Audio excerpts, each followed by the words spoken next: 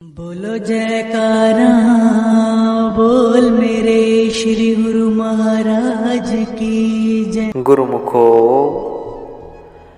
संतों के वचन प्रेम भरे होते हैं।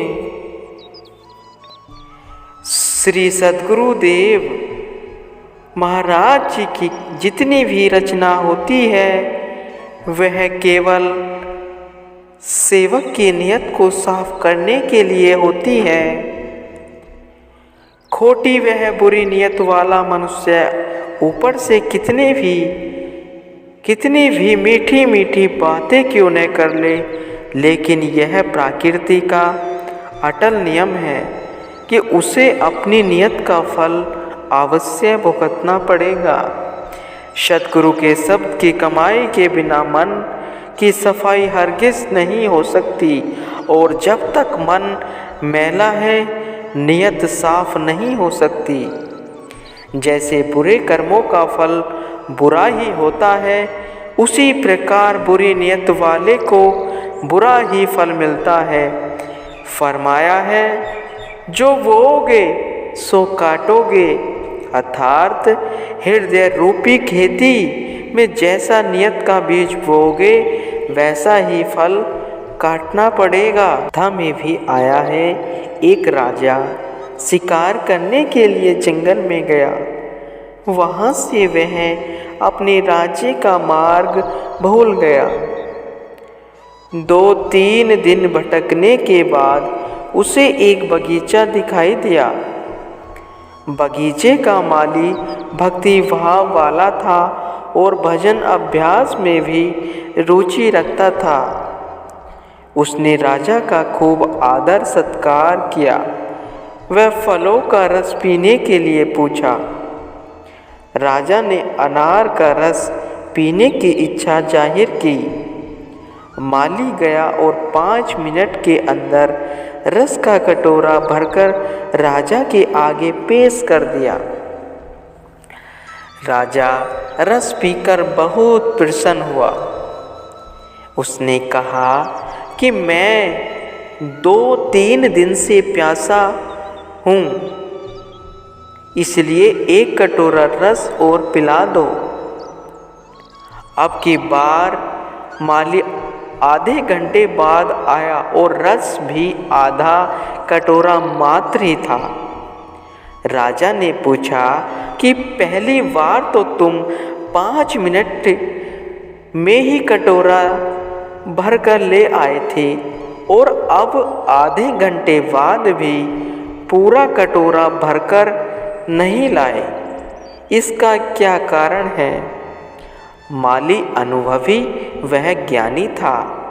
उसने कहा कि इसका उत्तर तो आप अपने आप से ही पूछ लीजिए।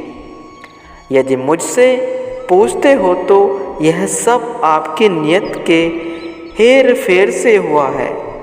आप स्वयं ही अपने दिल की सच्ची बात बताइए। यह बात राजा के दिल को लग गई। उसने कहा कि जब मैं तुम्हारे पास आया तो तुमने मुझे रस पीने के लिए पूछा।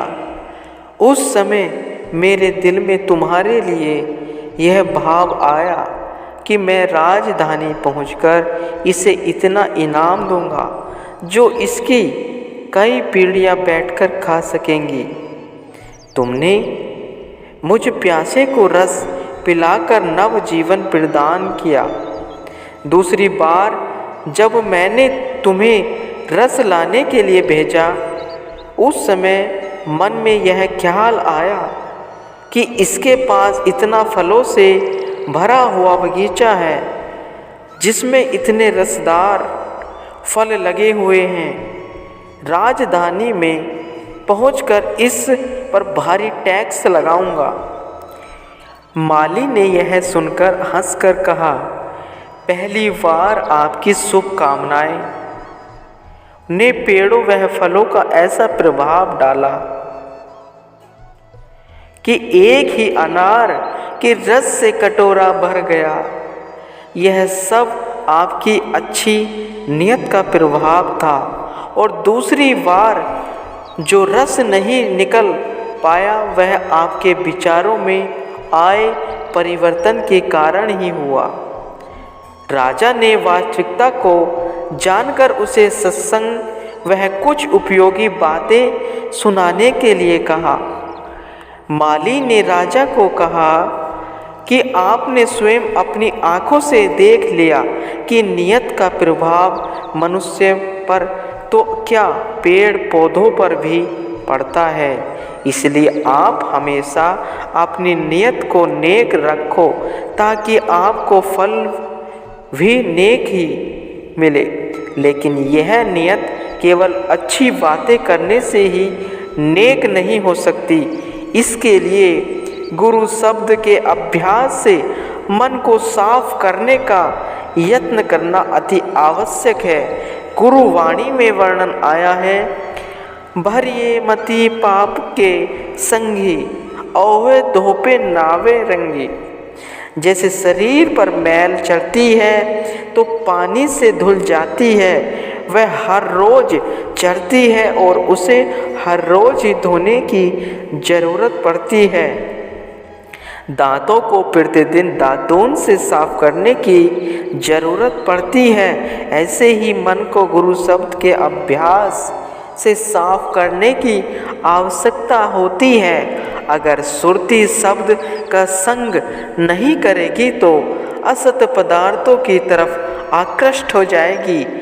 इसी कुसंग के प्रभाव से इसकी नियत में अंतर पड़ जाएगा। गुरुमुखो।